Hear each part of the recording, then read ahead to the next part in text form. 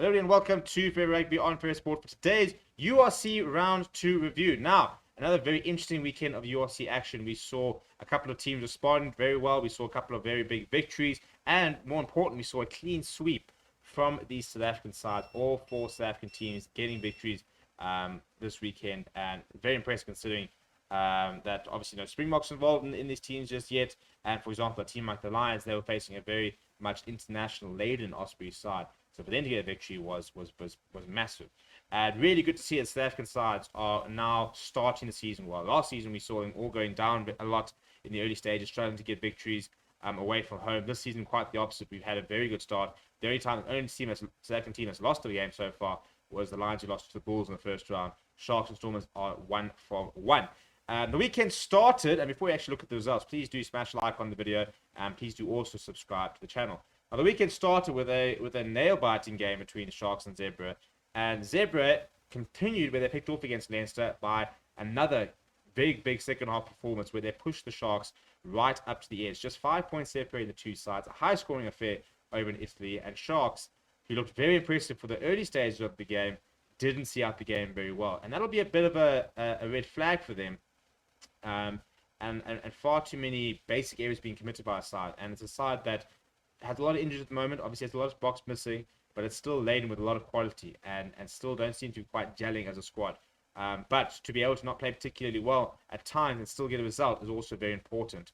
We also saw a massive comeback from Glasgow Warriors, who after going down in the first week came back to hammer Cardiff Rugby, 52 points to 24. It was a very high scoring weekend. We saw a lot of games sort of hit that 40-50 point scoring margin.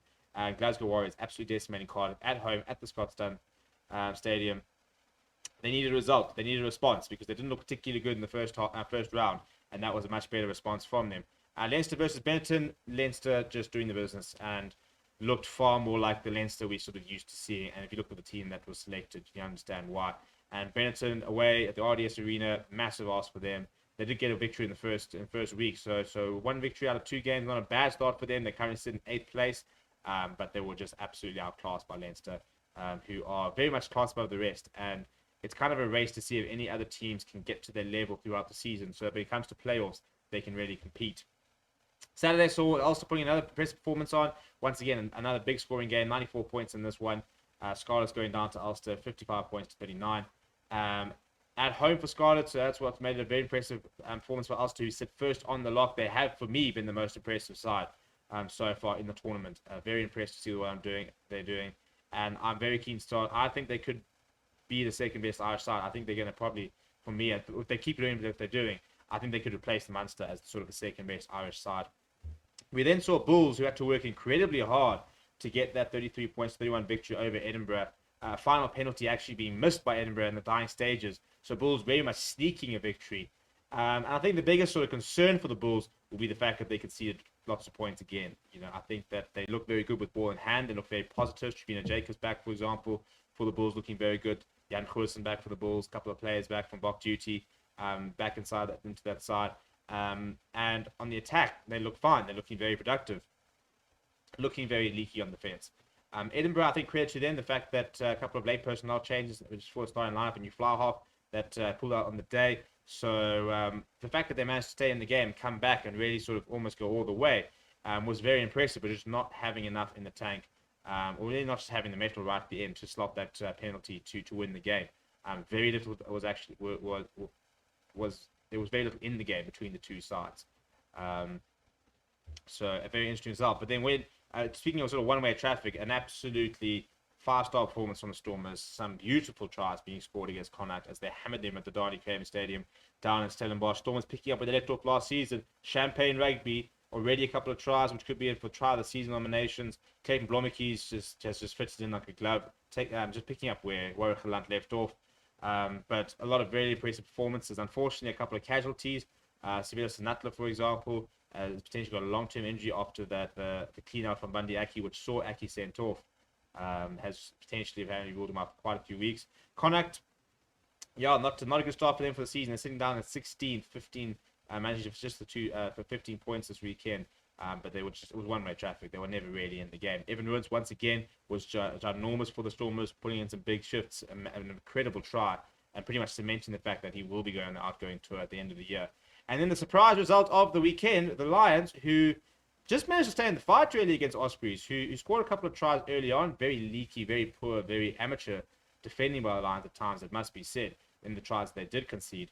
But the Lions did a very good job of just sort of staying in the fight really and keeping themselves in the game before some of the best interplay you'll ever see between two props as Ruan and JP Smith combined for that final try at the end was enough to get a victory, 28 points to 27.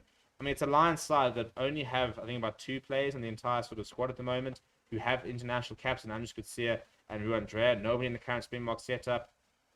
Incredibly young side with the youngest squad in the tournament.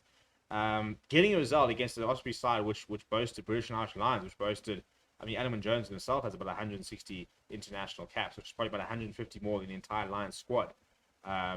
George North was in there, Adam Beard, Jack Morgan, Justin Tipuric, Dan Lydiot. There were so many Welsh internationals in this Osprey side that for the Lions to go and get that result was absolutely massive.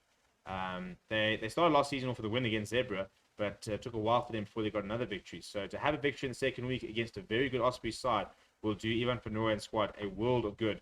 And then the final result, another shock, was Dragons beating Munster 23.7 at Rodney Parade at home.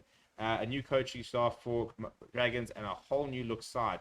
And they really just went after Munster and got stuck in. And I think, for me, as I said, it's about that sense of belief. Same with the Lions. If you look at these two results, a lot of similarities in terms of teams who are not expected to win these results, but belief is everything. And you get a couple of these results, that belief starts growing. And once you have that belief, you can start doing things that you didn't think were possible. It's, as long as you're running onto a game fully believing that you can compete, that you can get a result, and that there's no that you've given yourself a chance, absolutely anything can happen on a rugby field. So a very interesting week. If you look at the table and how it currently sits now, following the first 2 rounds, as I said, we got Ulster at the top of the table, sitting on a full 10 out of 10. They are tied with Leinster. Ulster ahead on points difference. Bulls in 3rd, Edinburgh in 4th. Stormers in 5th, which is impressive considering they've only played 1 game. Sharks as well, tied with them. Glasgow Warriors up there. Lions currently sitting in 9th place after 2 games. So that wouldn't sort of putting them on the brink of playoffs. But interesting to see 2 Irish sides sitting at the bottom of the log. Not something we thought we'd see. And for the Welsh side, not a particularly start as well. I mean, the highest ranked Welsh side, currently Cardiff. You've got Dragons there, Ospreys, and Scarlets. So all 4 Welsh sides sitting outside, so firmly in the bottom 6, which they'll want to try and change. But a very, very nice start for the South African sides to be littered in and amongst your likes of the 2 Scottish sides and Ulster and Leinster. So a perfect start from a South African perspective. Let me know what you thought about the URC round down in the comments below. Please do smash a like on the video and subscribe to the channel as well. Thank you very much for watching. My name is Steven. I'll chat to you soon.